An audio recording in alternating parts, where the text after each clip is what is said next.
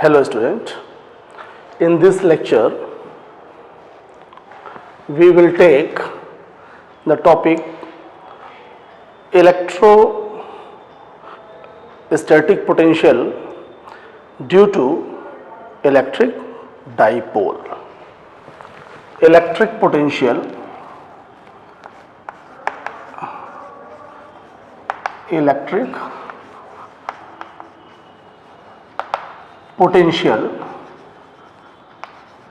due to electric dipole. Okay student,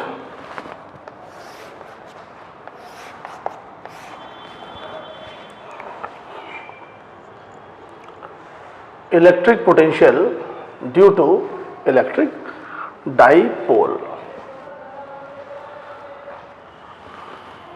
Suppose here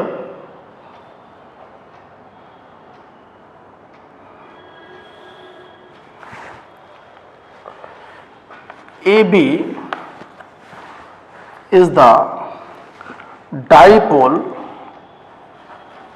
It is made of minus Q charge and plus Q charge, and the distance between the charge is 2L. Suppose this is the midpoint O, correct? Midpoint O, so this is L and L, correct? Here you have an electric dipole. You know, electric dipole is a system which is made of two equal and opposite charges placed at a very small distance, correct? Suppose at a point P, but here P denoted the electric dipole moment. So suppose at point C we have to find the electric potential. You know, electric potential due to point charge is V is equal to K Q upon R. This is the electric potential due to the point charge. Okay student, ये clear हो गया कि you have a electric dipole. Due to this dipole at point C you have to find the electric dipole. Suppose the point C is at a distance R, student. This is the point C, okay, at a distance R. In case of electric dipole, all distances measures from the middle point of electric dipole. Due to this, suppose the distance between B and C, suppose this is R1, this is R1, and this is the distance between minus Q and point C, point A, C to A is R2, okay. So due to plus Q, मैंने क्या कहा, according to this formula due to plus Q, the potential at C is given by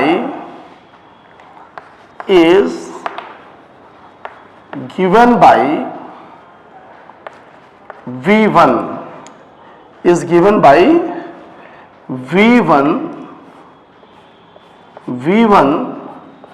is equal to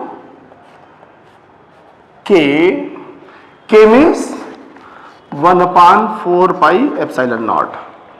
V1 is equal to K Q upon R1, Q upon R1 student. Similarly, due to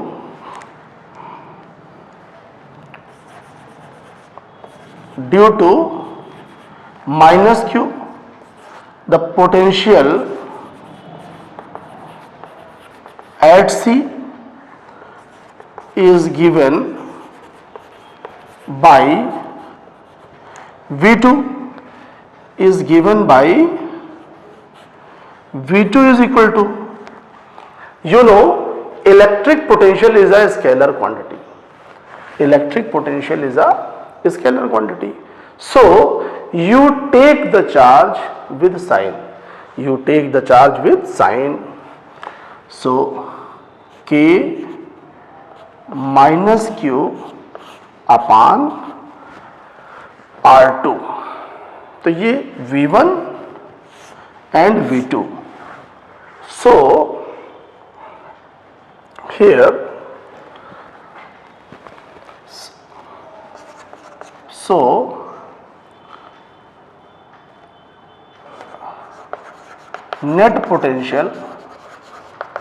net potential at C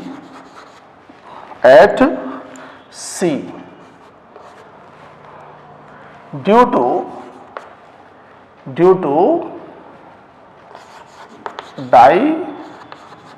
dipole is given by V is equal to V1 plus V2, because V is the scalar quantity. Putting the value of V1 and V2 from here. So K Q upon R1 minus K Q upon R2. Correct? So V is equal to KQ common 1 upon R1 minus 1 upon R2. It is the expression for the electric potential due to electric dipole. For this we have to find R1 and R2. Okay student? So here we write in triangle BOC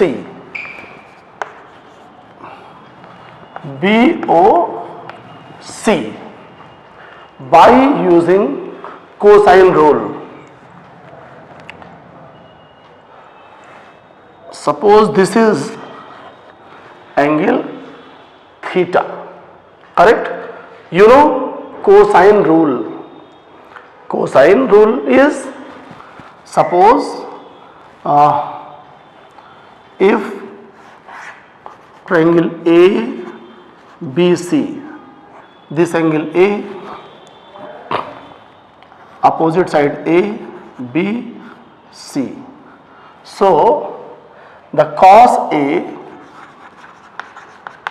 A is equal to B square plus C square minus A square upon 2BC. Okay, this is the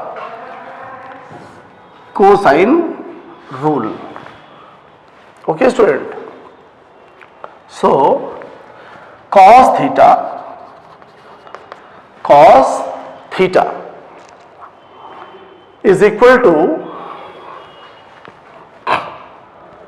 r square plus l square minus r1 square upon 2rl student. So or by cross multiplication 2rl cos theta is equal to r square plus l square minus r1 square. Okay student,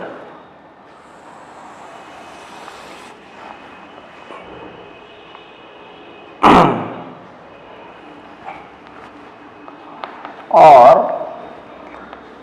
r1 square is equal to r square plus l square minus 2rl cos theta. Okay, r square common, 1 plus l square upon r square minus 2l cos theta upon r. Student, you know electric dipole is made of two equal and opposite charge placed at a very small distance. Means we assume that r is greater than l. So therefore r upon l high powers tends to 0. L upon r is greater than L upon r tends to 0. Therefore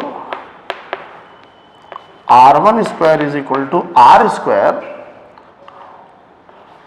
1 minus 2l cos theta upon r. Okay student, or r1 is equal to under root r square under root r 1 minus 2l cos theta upon r power 1 by 2. Correct? ये clear हो गया? तो mathematics में आपको बताया गया binomial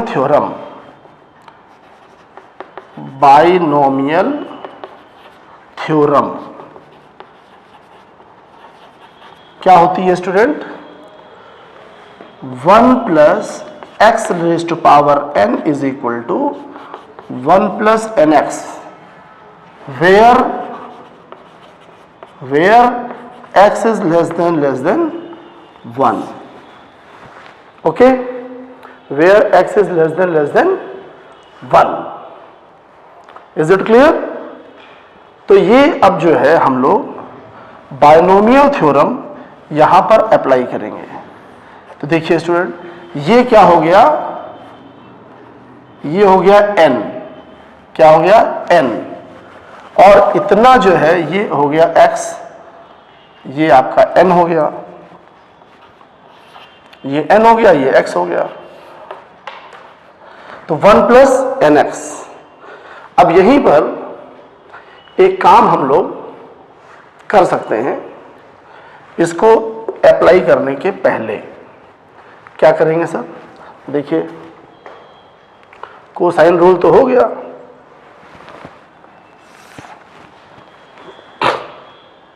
देखेंगे. पहले हम अभी यहां पर बाइनोमियल थ्योरम यूज नहीं करेंगे. ठीक है, कोई दिक्कत नहीं है. इजी करने के लिए कैलकुलेशन, और कोई बात नहीं है। चाहे तो हम कर लें, लेकिन फिर हमको यूज करना पड़ेगा। तो स्टूडेंट ये आएगा, पहले हम 1/r1 इज इक्वल टू, देखिए यहां पर 1/r1 अगर कर लें तो डायरेक्ट वैल्यू पुट हो जाएगी, इसलिए हम r1 पे ना अप्लाई करके 1/r1 is equal to 1/r1 minus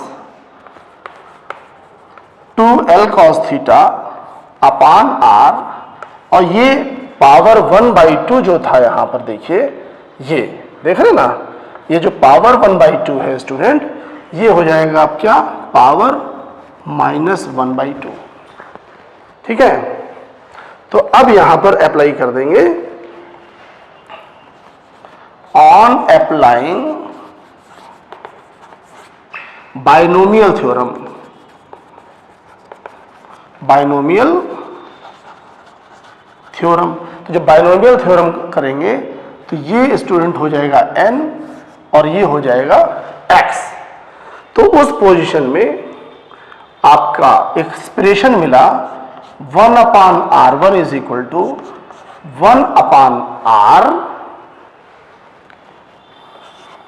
n -1/2, और ये x जब मल्टीप्लाई करेंगे तो माइनस माइनस प्लस हो गया student,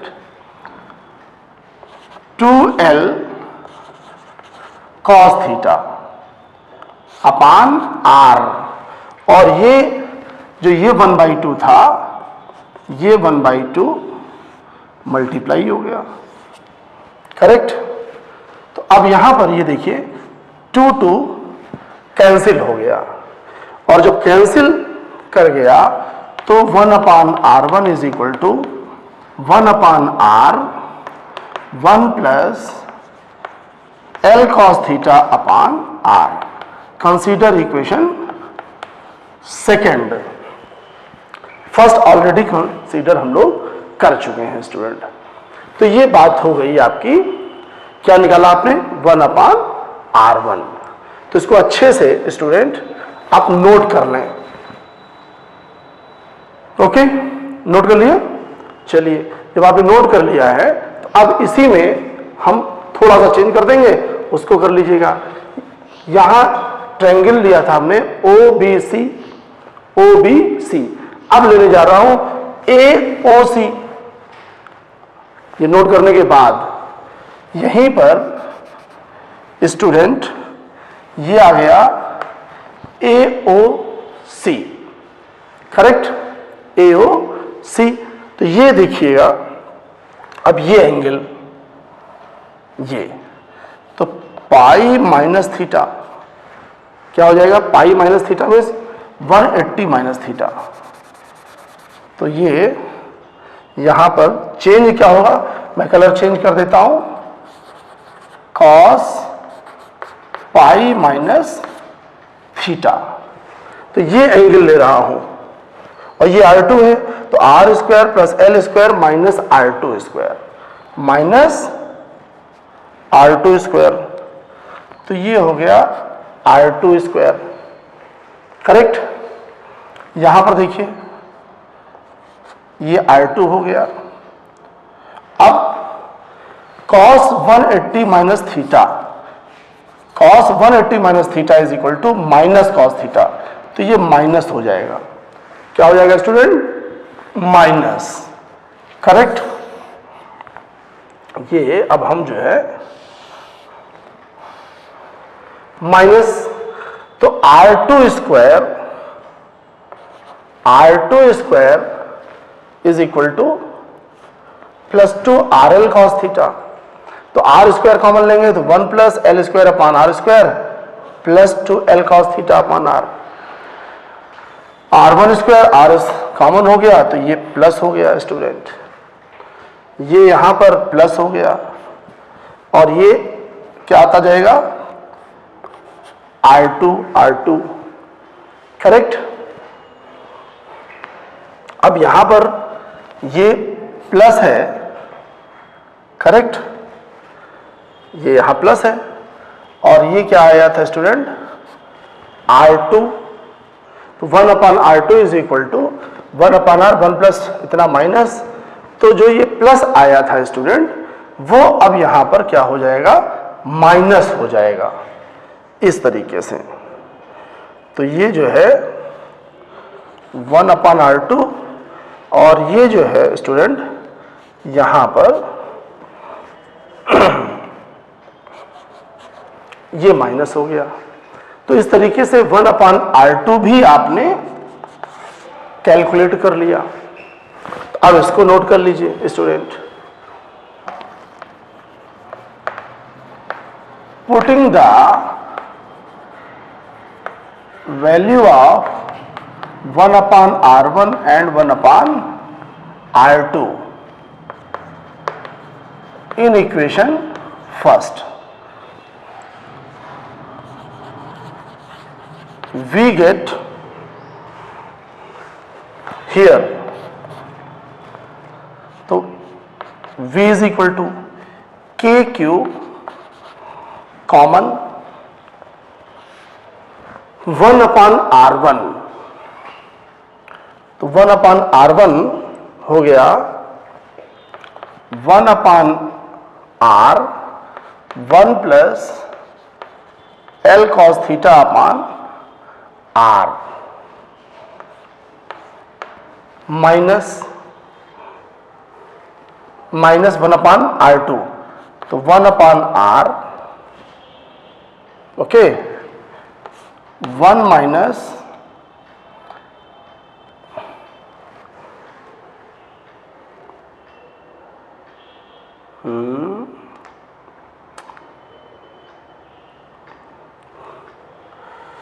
1 minus L cos theta upon R, correct. So student 1/r common KQ upon R, so 1 plus L cos theta upon R minus 1 plus L cos theta upon R, 1 cancels, so KQ upon R into 2L cos theta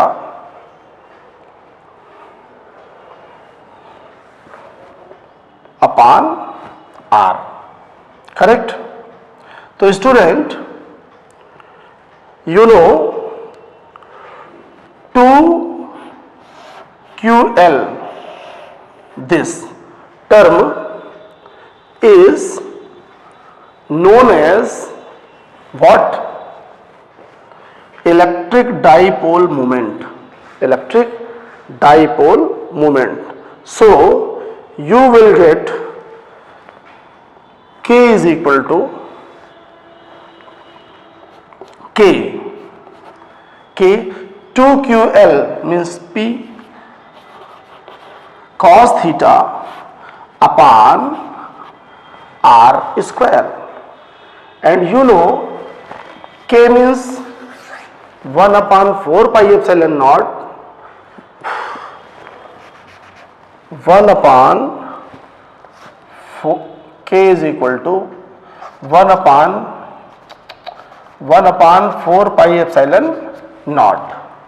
तो ये final result आया है student, electric potential due to electric dipole 1/4 pi epsilon naught P cos theta upon R square. This is the final result for the electric potential. इसको student आप note कर लीजिए, correct, note हो गया। चलिए अब देखेंगे, चलिए नोट कर लिया आप लोगों ने। ये हो गया आपका electric potential due to electric dipole, V is equal to 1/4 pi epsilon naught P upon P cos theta upon R square. Okay clear? तो ये हो गया general formula for the electric potential. अब कुछ स्पेशल केस ले लेंगे।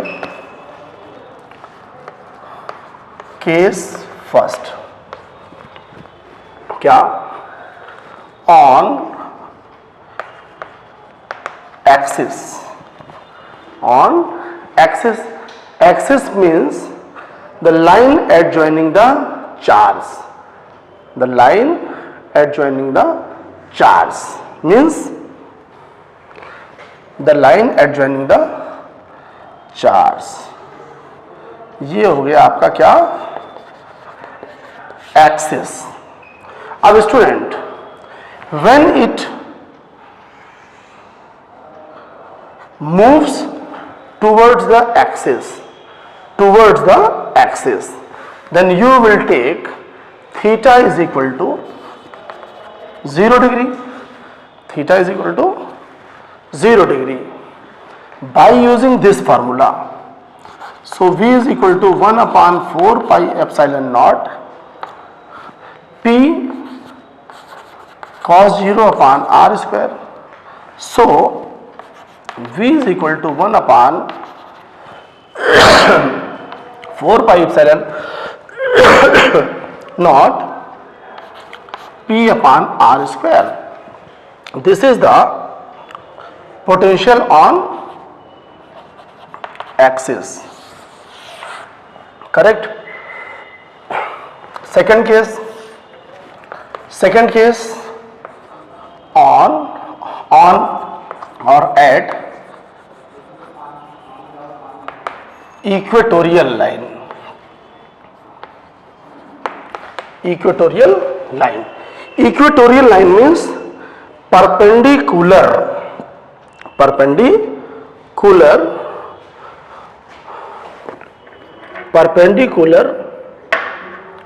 to the axis means this line, making an angle 90 degree. ये कौन सी लाइन है? Equatorial line. अब इक्वेटोरियल के लिए this moves, this means the angle is taken 90 degree. Theta is equal to, student, 90 degree, putting the value of 90. So V is equal to 1 upon 4 pi epsilon naught cos 90 upon P cos 90 upon R square. You know cos 90 is equal to 0. So V is equal to 1 upon 4 pi epsilon naught into 0 is equal to V0 कहाँ पर? On equatorial line. तो equatorial line पे कोई भी point आप ले लें, P Q R S, V always 0. So equatorial line is act as a equipotential surface. Equipotential surface, student. Equipotential surface is the surface at which all points having on same potential. Okay?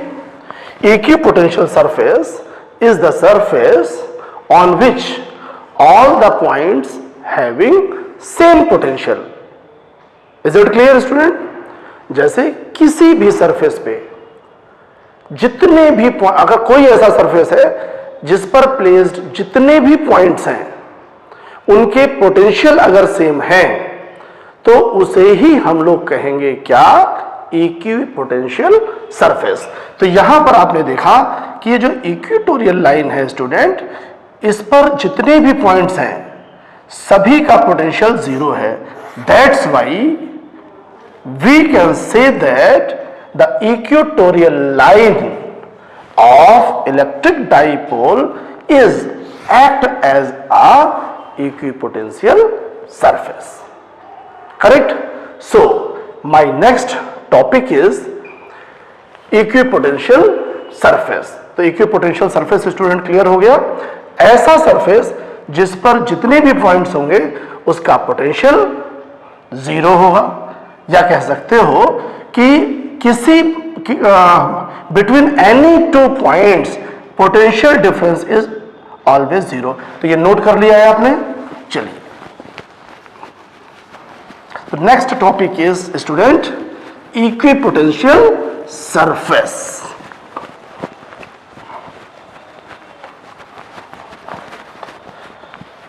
Equipotential surface.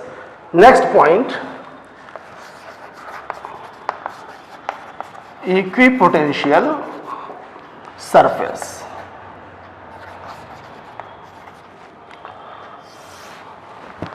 Equipotential surface. तो equipotential surface का एक basic concept आपको clear हो गया कि such type of surface on which placing all points having same potential. कैसे कैसे मिल सकता है देखिए. You know the electric potential due two point charge. Suppose you have a charge q at a distance r. Potential is given by k q upon r. So suppose here this is a charge q. Q is constant, k is also constant. If distance is taken as a constant, so as this, at a distance r point A, at a distance r point B, at a distance r point C, r means if you adjoining these two points, तो ये surface circular दिखाई नहीं पड़ रहा आपको, है ना. इसको हम थोड़ा सा सही बना लें.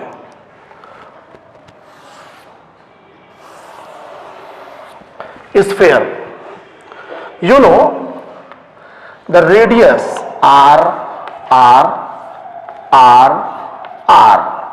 You know the potential is only depend the distance. Charge is constant. So potential at A, potential at B, potential at C, potential at D is same.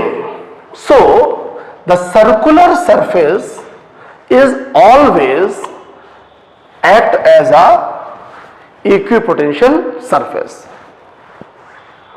To make it more clear student, just I will take one more example here. This is the uniformly charged wire. Uniformly charged wire. You know, due to charged wire, V is equal to 2 k lambda by r. आप जानते हैं. तो यहां पर same distance में ये भाई E का फार्मूला जो है E is equal to 2 k lambda by r. तो अगर E कांस्टेंट है तो V भी कांस्टेंट होगा. R. तो ये जो सर्कुलर, ये इस तरह से जो सिलिंड्रिकल सरफेस आया, तो suppose 0.1, 0.2, 0.3, 0.4, 0.5, 0.6 having same potential means this surface is also act as a equipotential surface. Equipotential surface. तो ये इक्विपोटेंशियल सरफेस क्लियर हो गया। Equipotential surface is a surface on which placing all the points having same potential। अब equipotential surface तो clear हो गया sir, ऐसा potential जिस पर प्लेस्ड जितने भी पॉइंट्स होंगे उनके जो पोटेंशियल होंगे वो सेम होंगे। अब इसकी कुछ प्रॉपर्टीज होती हैं स्टूडेंट्स, प्रॉपर्टीज देखिए। Almost student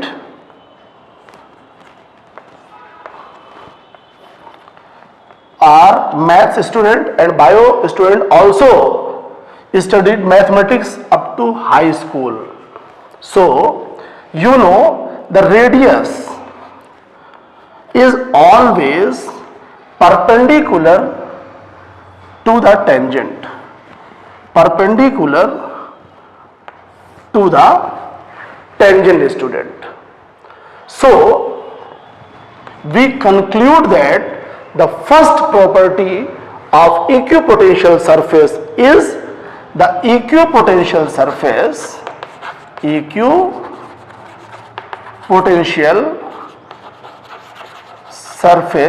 is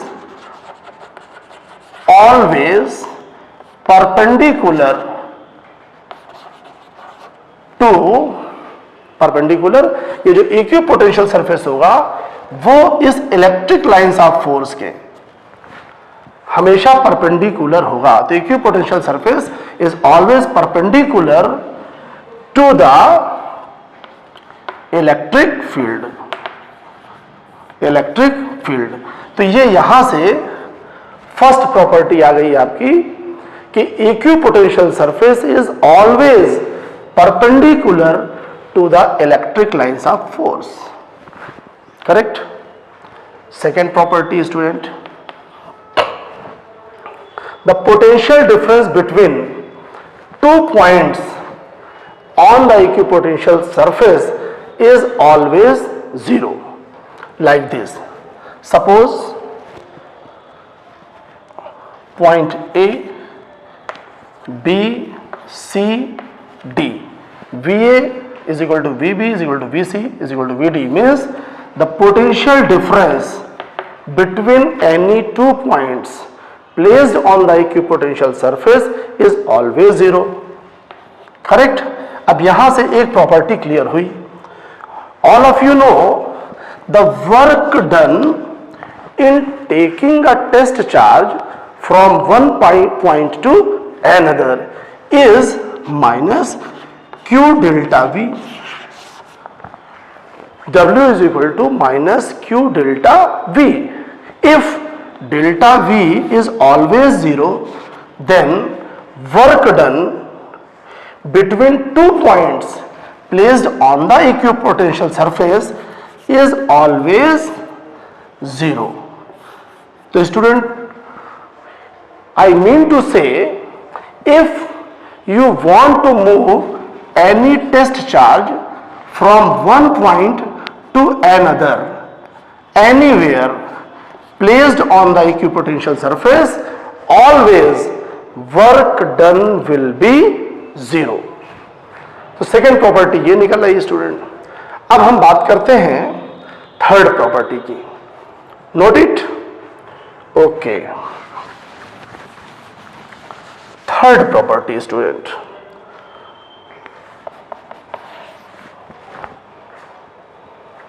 equipotential surface is always perpendicular, so they do not cut or intersect each other,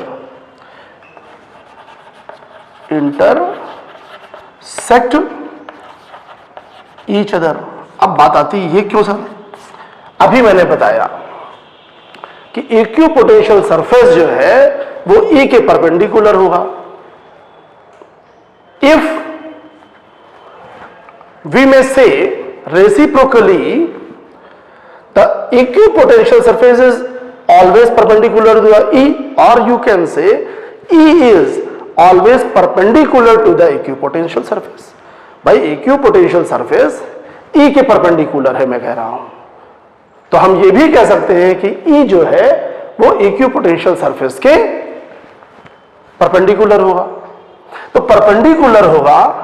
अब अगर आप एज्यूम करो नहीं सर, एक है सरफेस और ये इस तरीके से इंटरसेक्ट कर रहा है, तो जब इंटरसेक्ट करेगा स्टूडेंट तो एट ए पॉइंट पी, अब अगर हम first curve second curve, first curve पे परपेंडिकुलर ड्रॉ करेंगे तो ये यहां पर इलेक्ट्रिक फील्ड आ जाएगी E1 due to first, and अब इस पर जब परपेंडिकुलर ड्रॉ करेंगे स्टूडेंट तो इस पोजीशन पे इस पर परपेंडिकुलर ये हो गया,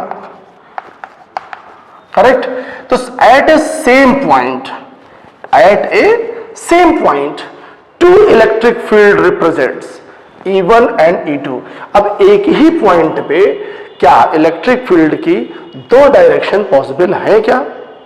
भाई एक समय में जैसे हम कहें आप स्कूल जाओ, तो अगर घर से आप स्कूल के लिए निकलोगे तो आप घर से स्कूल ही तो जा रहे हो, आप कहीं और तो नहीं जा सकते एट ए सेम टाइम। बिल्कुल सेम प्रोसेस हुआ कि एक पॉइंट पे इलेक्ट्रिक फील्ड की एक ही डायरेक्शन पॉसिबल है स्टूडेंट, और अगर ये कट करेगा तो एक ही पॉइंट पे दो डायरेक्शन पॉसिबल हो जाएंगी, that is impossible. That's why the इलेक्ट्रोपोटेंशियल surface is not intersect each other at anywhere. तो ये रीजन है। तो इस तरह से ये थ्री प्रॉपर्टीज आपकी निकलती हैं, इनको आप नोट कर लें। ओके, अब इसी पर बेस्ड हम कुछ इलस्ट्रेशंस लेते हैं। नोट हो गया स्टूडेंट? चलिए इसी प्रॉपर्टी पे, फर्स्ट प्रॉपर्टी पे एक इलस्ट्रेशन अच्छा लेते हैं। ये नीट में आया हुआ है, देखें।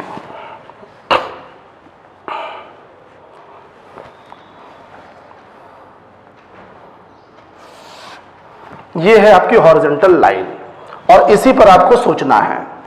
यहां पर there are many equipotential surface represents first at 10 volt, 20 volt, 30 volt, 40 volt and 50 volt, and all the equipotential surfaces makes an angle 30 degree. Okay student, and equidistant 10 centimeter.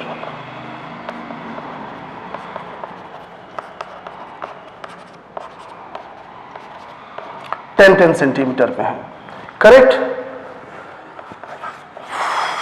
Find E and its direction। चलिए 1 minute का समय है और इसको सोचिए। ये confirm है कि फर्स्ट प्रॉपर्टी पे ही बेस्ड है और सेकंड प्रॉपर्टी भी यूज हो रही है कहीं ना कहीं। चलिए मैं हिंट करता हूं, E is equal to delta V upon delta X formula भी यूज होगा। चलिए 1 मिनट में इसको सॉल्व कर रहे हैं। अगर ये क्लियर हुआ तो concept,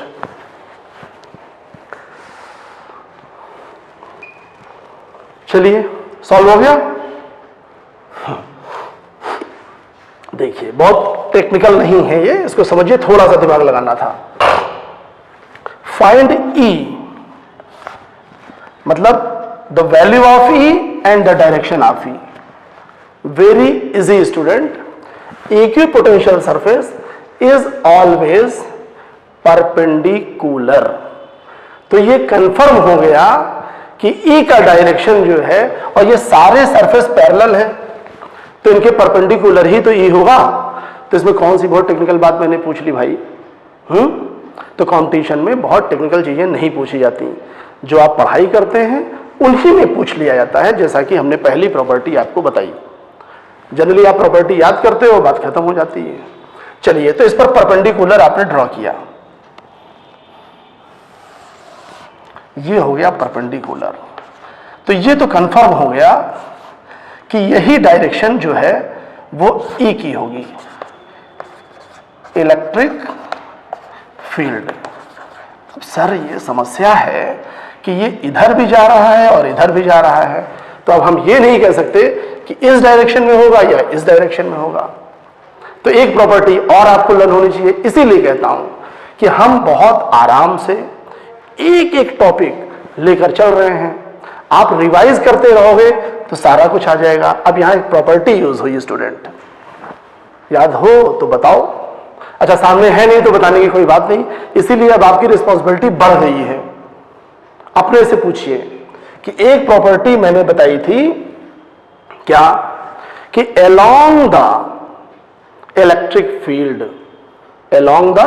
electric field always potential decreases। Means क्या बताया कि जब हम इलेक्ट्रिक फील्ड की डायरेक्शन में चलेंगे तो पोटेंशियल जो है वो कम होता जाएगा। स्टूडेंट मैंने रीजन भी दिया था, क्या, potential E is equal to K Q upon R. K Q upon R means V inversely proportional to R, means lesser the R larger the V, means as R decreases V increases, on other hand R increases V decreases। कैसे sir, ये कम clear हुआ? तो देखिए इसको भी हम लोग देख सकते हैं यहां पे। Suppose this is the electric field. अब ये इलेक्ट्रिक फील्ड प्रोड्यूस कर रहा है कोई चार्ज, ये चार्ज क्यों है? तो अब ये पॉइंट ए बी सी, अब देखो जैसे जैसे इस चार्ज से ये डिस्टेंस बढ़ रही है तो क्या होगा, ए नियरेस्ट है, सी फारदेस्ट है, तो क्या हुआ, V A is greater than V B is greater than V C. तो जैसे जैसे आप इलेक्ट्रिक फील्ड की डायरेक्शन में जाते हो वैसे वैसे पोटेंशियल डिक्रीज होता है। उस फार्मूले से मैंने आपको बताया है, आज फिर बता रहा हूं। अब देखिए, तो जैसे अगर हम इस डायरेक्शन में चलेंगे स्टूडेंट, तो V इंक्रीज हो रहा, तो ये डायरेक्शन तो होने से रही। अब जब इस डायरेक्शन में जाएंगे तो V डिक्रीज हो रहा। It means this is the direction of E, this is the direction of E। तो डायरेक्शन क्लियर हो गया।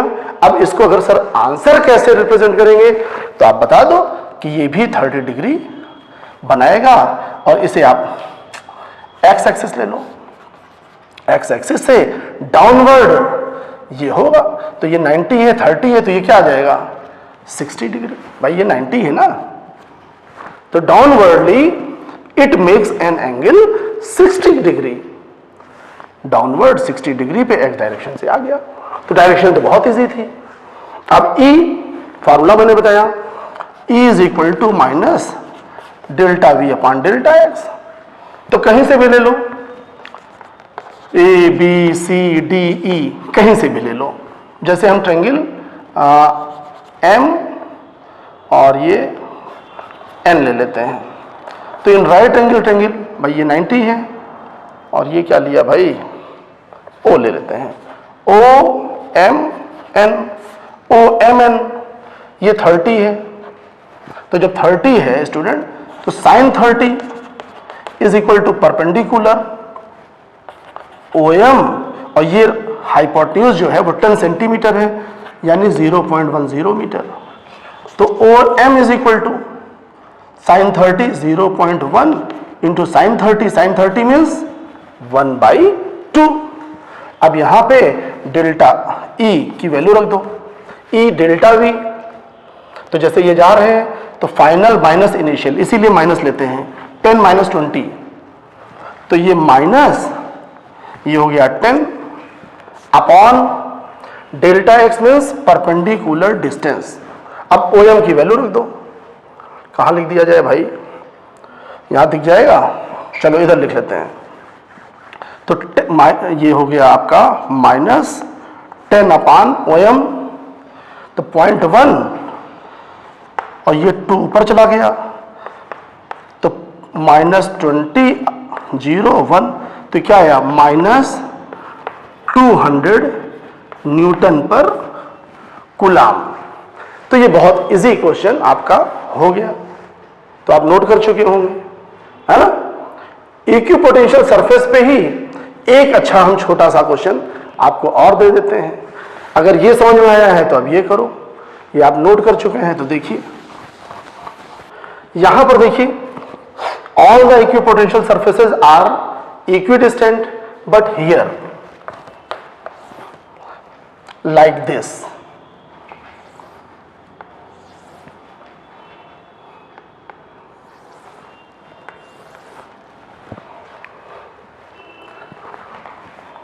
Here point A, point B, point C, point D, 10 volt, 20 volt, 30 volt, 40 volt. Where the electric field intensity is maximum, जो E है वो कहाँ maximum होगा, अब आप ये बता दीजिए। चलिए 1 मिनट का समय देता हूं और सोच लीजिए। सोच लिया होगा आपने, अब बताइए कहां पे लिया। चलिए अपने आंसर से मैच करिए। You know E is equal to minus delta V upon delta X for A, for B, for Z, for D। आप देखिए डेल्टा V सेम है, तो डेल्टा V तो सेम हो गया सबके लिए भाई। A बिटवीन, ये देखो डेल्टा V 10 माइनस 20, B इसके बीच में है, तो ये देखिए तो डेल्टा V सेम हो गया। अब डेल्टा X जो सबसे कम होगा परपेंडिकुलर डिस्टेंस, वहीं E ज्यादा हो जाएगा।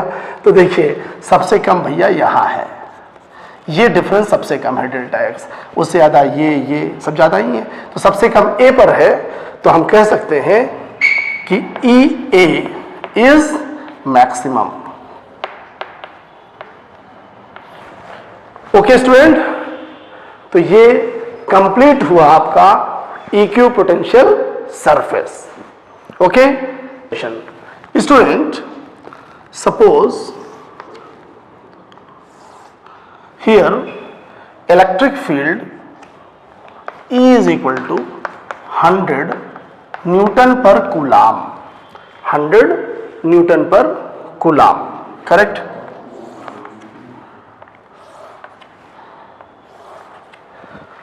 All the electric lines of forces are equidistant, means the electric field is constant. Here we take some points A, B, C, D, E, F. Okay, A, B, C, D, E, F and G, correct? It is like a ladder. Okay, and these are the at 10 centimeter. Find first part VA minus VB, second part VA minus VD, third part VA minus VD, VA minus VB, VA minus VD and VA minus VE, correct? And fourth one VA minus VF, correct? अब इसको आप solve करिए। चलिए solution first, VA minus VB, you know since E is equal to minus delta V upon delta x, और delta V is equal to minus E T X. Correct. First VA minus VB. VA minus B. अच्छा, एक चीज और हम पूछ सकते हैं कि VA is less than VB और VA is greater then VB. Student, always you remember along the E V always decreases. V always decreases. Always decreases. जैसे A का मैक्सिमम होगा, फिर B, फिर D, फिर G. ओके, तो देखें, तो delta V is equal to, delta V means VA minus VB is equal to minus E. E is constant anywhere. 100 delta x. 10 centimeter means 0.1 means minus 10 volt. Minus 10 volt. Okay. Second part. अब VA minus VB हो गया. VA minus VD. Very similarly, student. VA minus VD minus 100 and the distance between AD 20 centimeter into 0.2 minus 20 volt. Correct. Third, VA minus VE. ये आप बताओ. VA minus VE, ये VA minus VD था ना. VA minus VE also 20 volt. Also 20 volt. Here also we use the property. What? You will choose the distance in the direction of E. In the direction of E. It shows that B and C, VB is equal to VC. यानी इसका potential इसका potential same होगा, इसका potential इसका potential same होगा. Sir क्यों? ये देखो 90 डिग्री. अभी बताया था कि जो E से 90 डिग्री होगा वो EQ पोटेंशियल सरफेस होगा, उसका पोटेंशियल सेम होगा. तो यहां पर क्या कह सकता हूं student? VD is equal to V. Okay. And also VF is equal to VG.